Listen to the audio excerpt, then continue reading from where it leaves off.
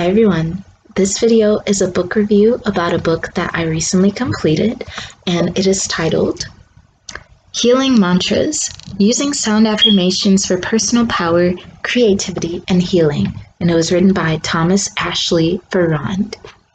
This book was published in 1999 by Ballantine Wellspring, which is an imprint of Random House Publishing Group. The author's bio is in the back, and it says, Thomas Ashley-Farrand, Namadeva, practiced mantra-based spiritual discipline since 1973 and was an acknowledged expert in Sanskrit mantra spiritual disciplines. Vedic priest, author, and international lecturer and storyteller, Mr. Ashley-Farrand made presentations in the U.S. and Canada as well as India. He was priest in residence for the Temple of Cosmic Religion in Washington, D.C. from 1973 to 1980. Thomas lived in Southern California with his wife, Satyabhama, an attorney in private practice who often performed the ancient Vedic ceremonies with him.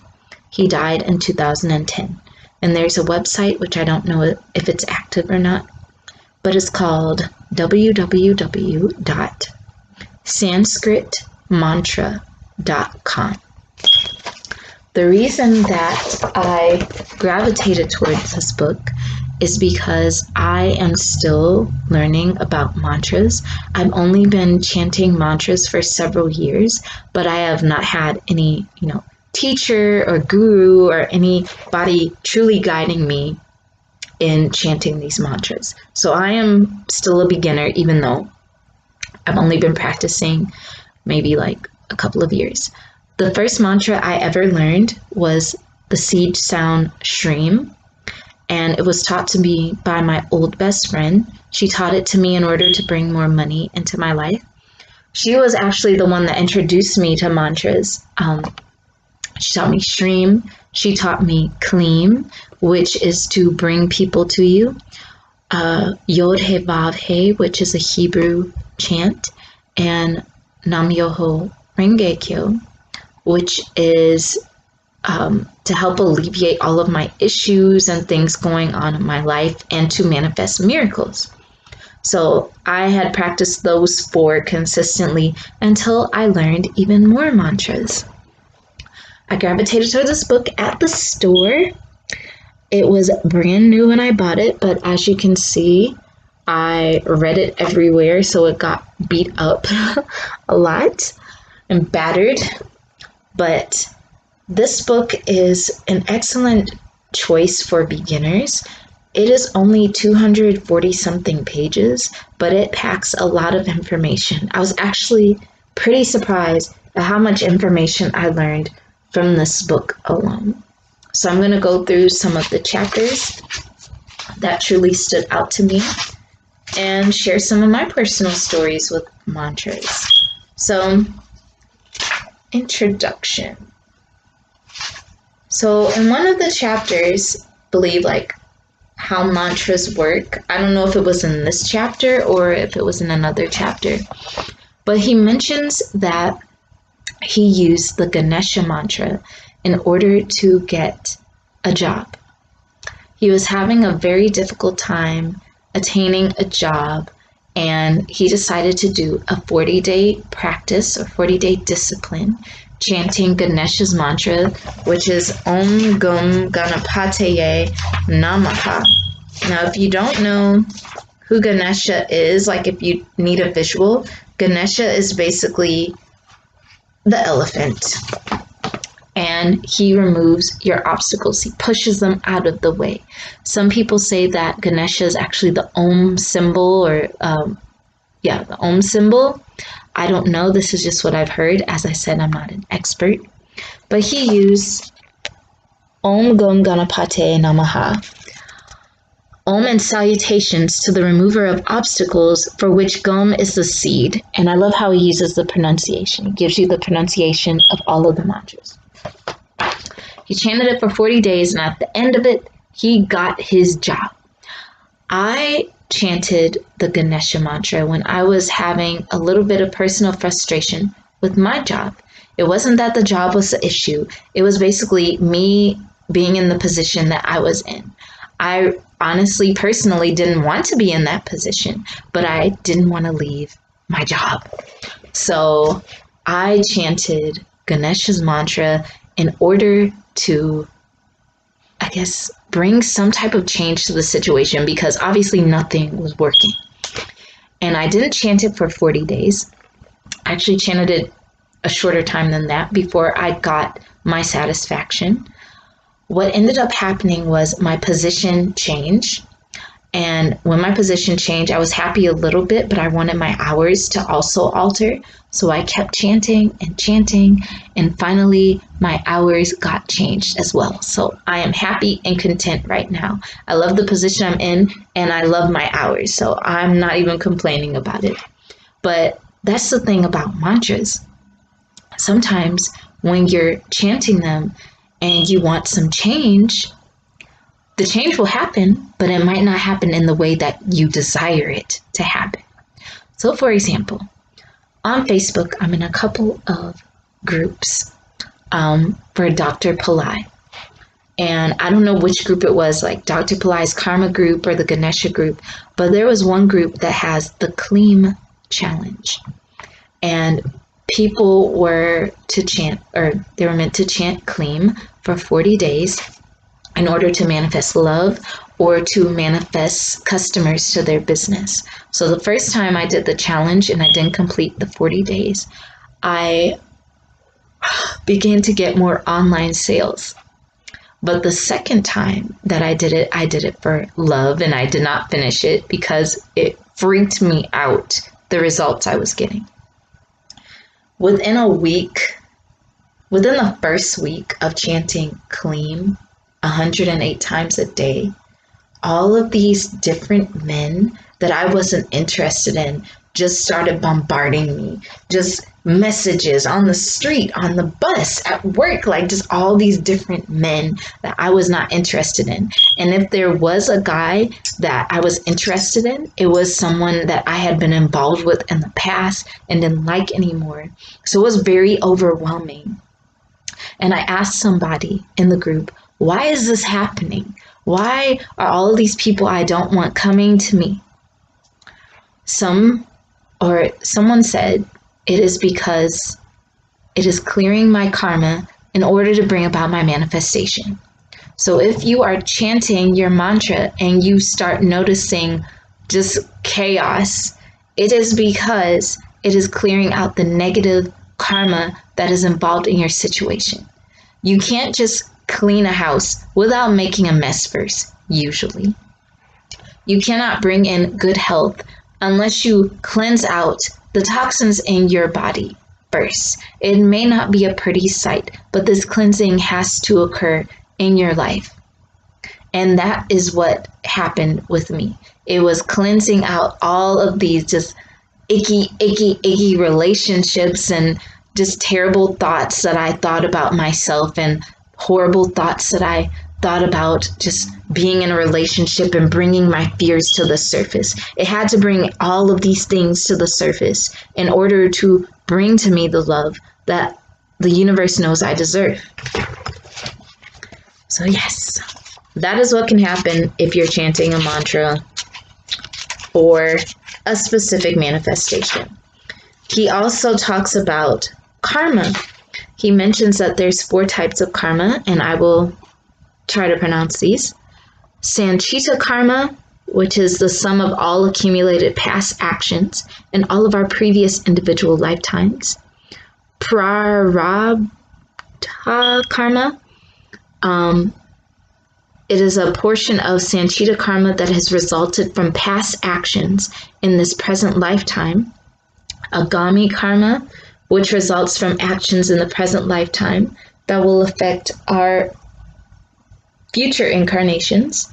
And Kriya Mana karma, which results immediately from our present actions. So, working with karma,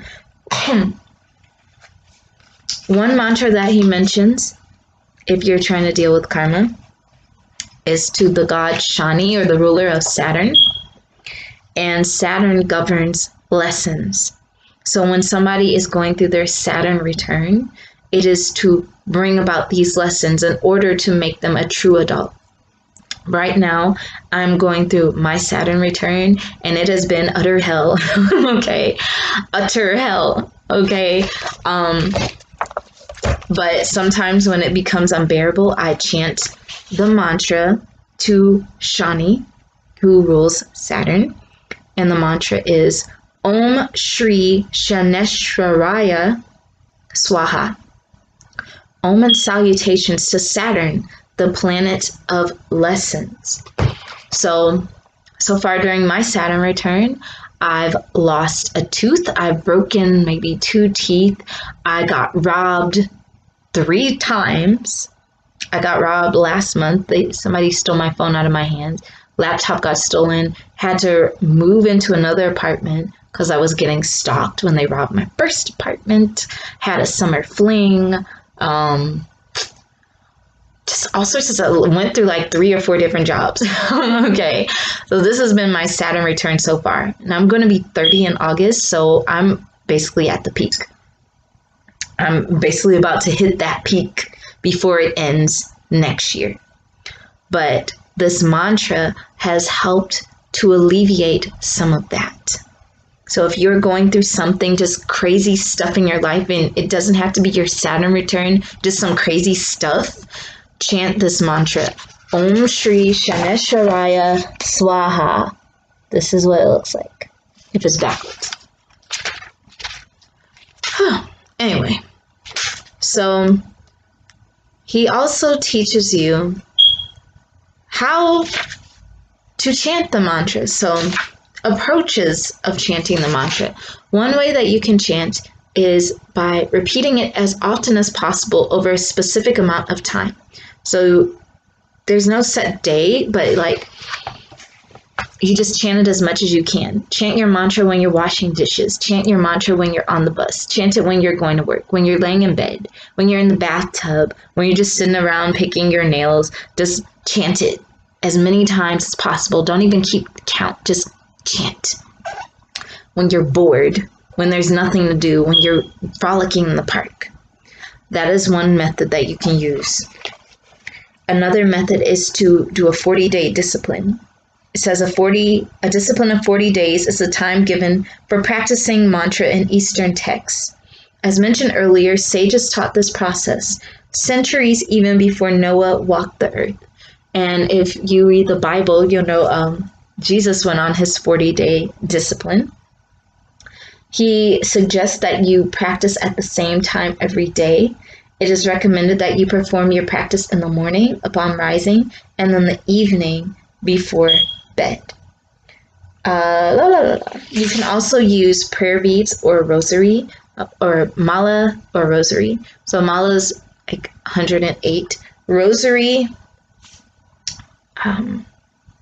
it says the Catholic Church adopted 54 beads, 1/2 mala plus a pendant consisting of 5 beads. He talks about the different things that malas are made out of.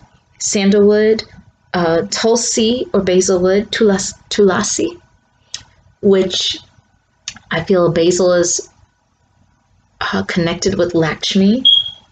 And yes, it is Lakshmi and Saraswati. Plain wood, rudraksha, which is a small berry that hardens and can be drilled and strung, and crystal beads. So I am going to show you some of my malas. I only have one wooden mala. I don't know what wood it is. I want to say it's rosewood, but don't quote me on that. Hold on. This is one mala. 108 beads. This is a freshwater pearl mala. I have to restring it because it's trying to loosen itself. A mala made out of carnelian, 108 beads. An electric blue agate mala, and the guru bead has a pattern on it. And the last mala, is my chakra mala, or that's what I call it. And it has all of the colors of the rainbow and the chakras. Now, some people say you shouldn't wear your malas around your neck. I don't know why, because I've seen photographs of, I guess, disciples wearing malas around their neck. So I like to put it around my neck sometime. I've seen it wrapped around people's wrists.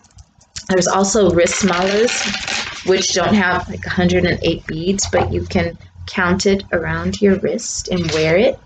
Because when you have the mala, it houses your energy. The guru bead houses all of your chants. Now, there is something called, I want to say it's called Siddhi, and I believe it may be supernatural powers or magical powers.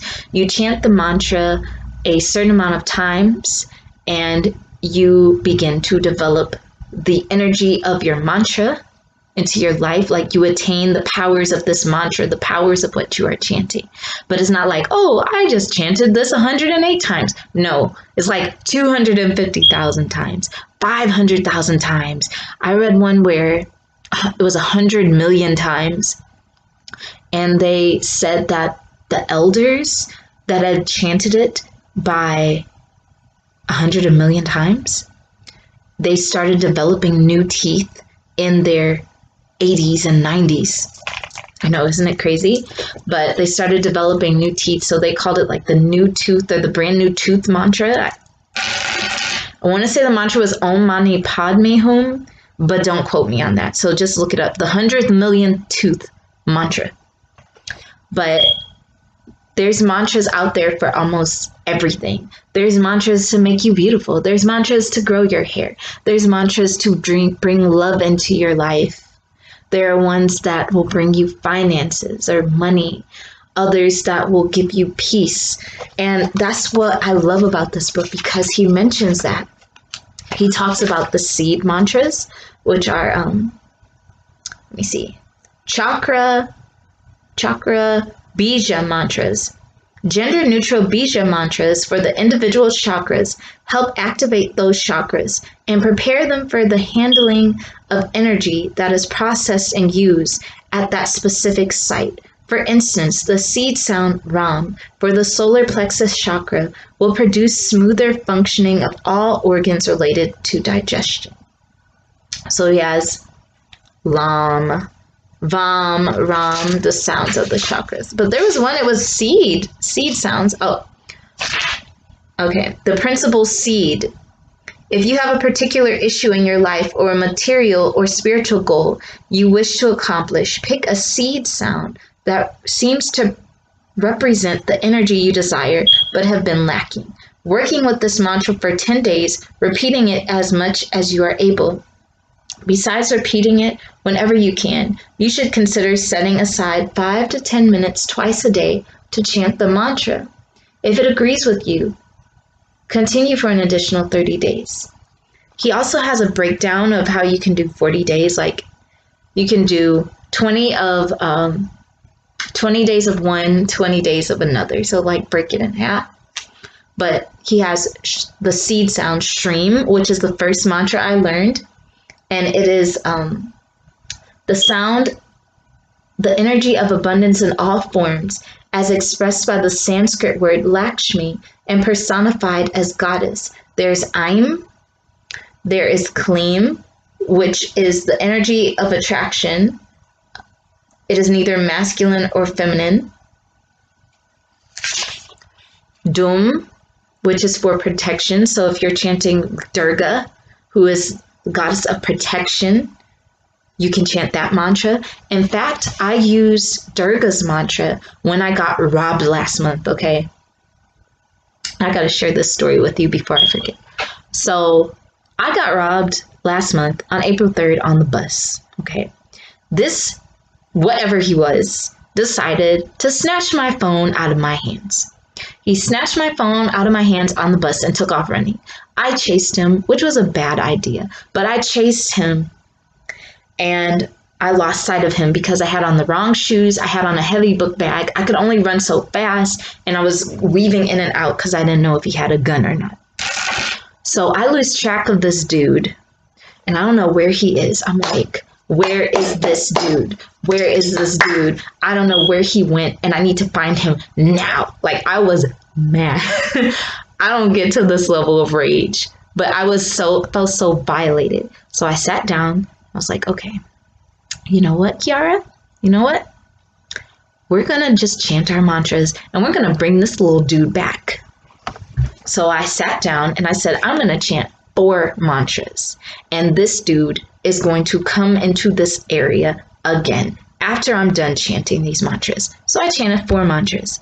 One was the Ganesha mantra to remove any obstacles keeping this dude from returning to me. The other one was Durga's mantra, which was to protect me.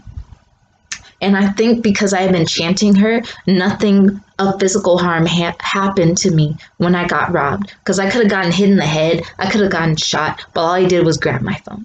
So my goal was to run after this dude again. So I needed Durga's protection, which I got. And then the other 2 mantras were from the 72 names of God. I can't remember them off the top of my head. One was for lost and found. And one was Yod He Vav He, which is return to creation. So I basically said that one to reverse time, to get me back to the starting point.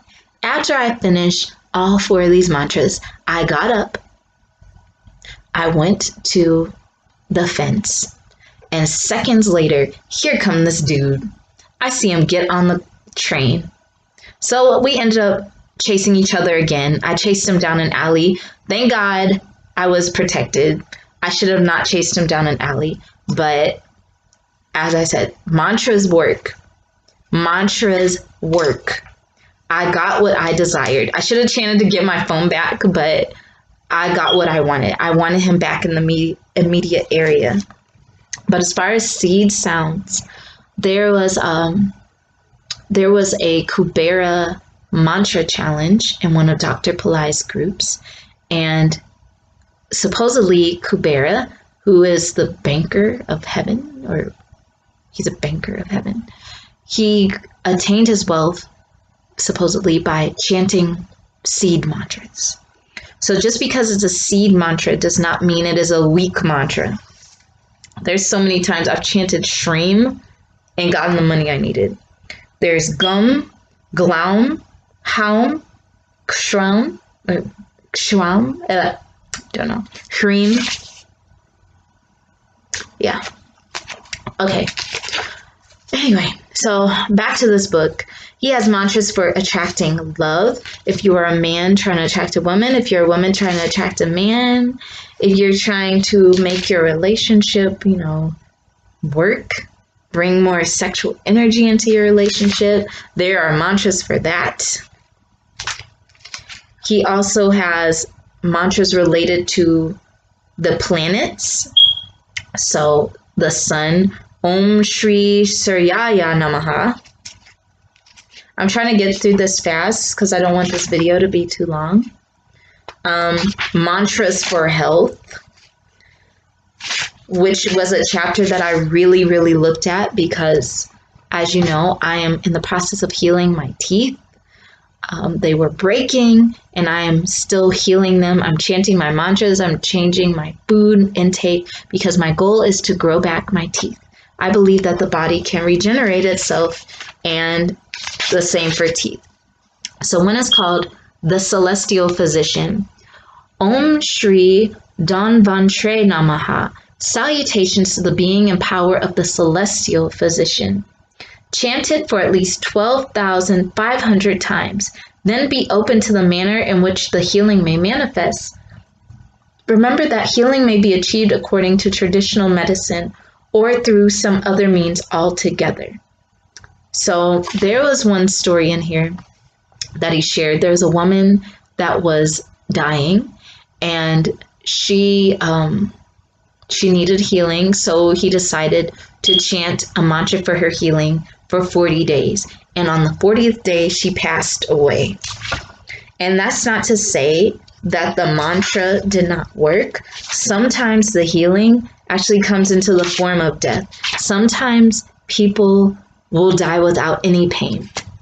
There's a book that I'm currently reading called 101 Natural Methods of Healing, and it is about the medicineless hospital in China that use Qigong to heal people. And they mention that there are some people who cannot be healed. They cannot reverse their disease, and they ended up dying at the center. But they died without pain. They died with dignity, and they passed away happy and joyous, you know? So sometimes the healing process does involve death. But that doesn't mean you have to die. So he has mantras to remove afflictions, so many things. Another thing I noticed about this book is he talks about Hanuman, who was a disciple of, or who truly loved Rama. I feel that Rama is almost like Jesus, if I'm not mistaken, so I apologize if I offend anybody. But from my personal observation, it sounds like Rama was also like one of the archetypes, like Jesus was an archetype and Rama was basically like the same archetype in another belief system. But when Hanuman, it's like if you chant him, it's almost like chanting to Rama. You can chant directly to Rama, but his love for Rama was so deep. He was such a servant to him that even when you chant him, it's almost like chanting to Rama if you chant with devotion. And that's one thing that you have to learn when you're chanting mantras. Chant it with devotion. Don't chant it with no feeling at all. Just do it, like put some energy into it, put some emotion into it, put some concentration into it. It might be difficult, but the more you practice, the easier it will become, because this is all a practice. This is all a practice. Chapter 9, mantras for anger and other undesirable inner conditions. You got mantras for, let me see, specific conditions here that he lists.